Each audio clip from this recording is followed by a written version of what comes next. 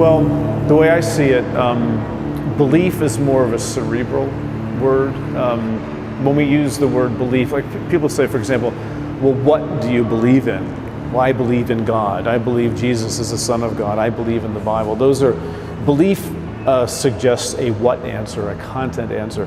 Trust involves a relationship. I don't trust the Bible. I trust God. I read the Bible. I study the Bible. I don't believe in the church. I commune in the church. I try to trust God, and I try to, focus that my life purpose is not to have a set of beliefs that are correct, even though I like thinking about that, and I like wondering, what is a better way to think about God, or a less good way? But my life purpose is to learn how to trust God, which is visceral. It's not simply intellectual. It includes that, but it's also emotive and it's experiential. There's a reason why they don't call it a belief fall. It's a trust fall, right? Because it's not enough to say you believe if you fall back, somebody's going to catch you. You actually have to do it. It's an existential, all-in concept. And I think a religious faith, where faith is defined as simply a belief system and not as an all-in, even counter-rational, counterintuitive trust. If that's not a part of it, I think it's just another system. It's just another thing that can be manipulated by people of power, which is what happens. But that's sustainable, right? But that's sustainable. For a while. What, the corruption? Systems of belief, because then you can, manage it. And I thought, they're sustainable until people start questioning it, and then to be sustained, you have to get violent. You're always moving towards violence with the system.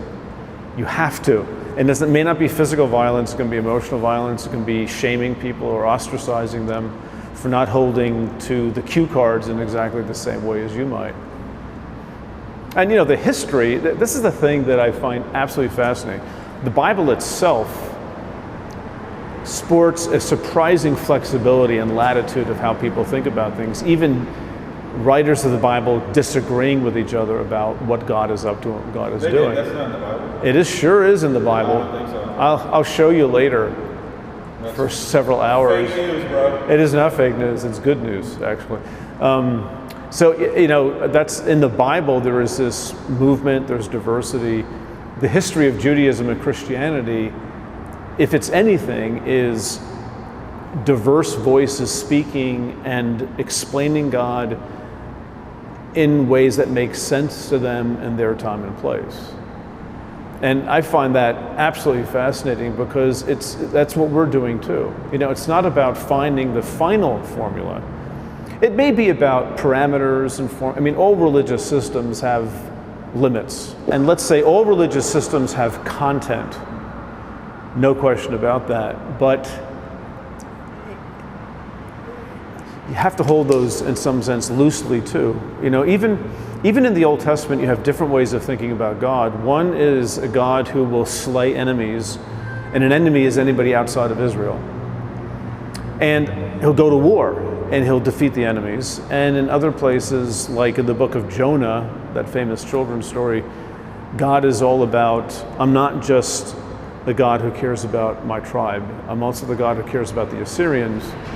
Well, who cares? Well, the Assyrians were horrible at that time of history, and they would do horrible things to people they captured. And when God tells Jonah in the story, go preach repentance to the Ninevites, Jonah, I think rightly, says, I will not do that.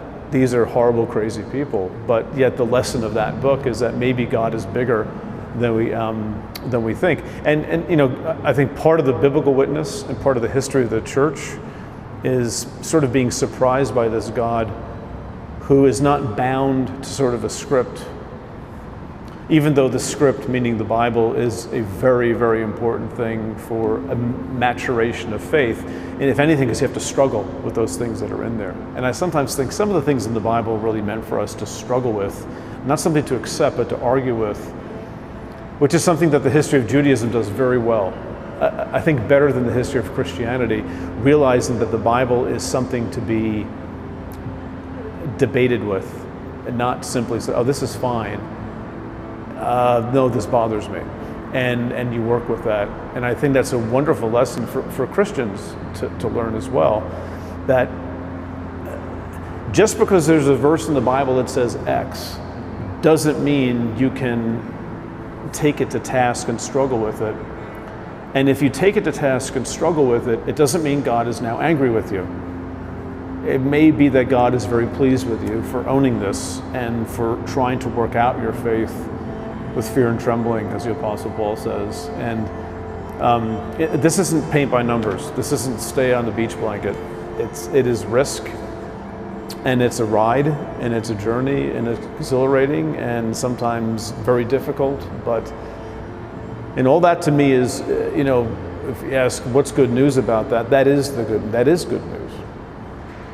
A life of communing and struggling and believing and sometimes not believing and sometimes feeling certain and sometimes not feeling certain, that's just deep and raw and real.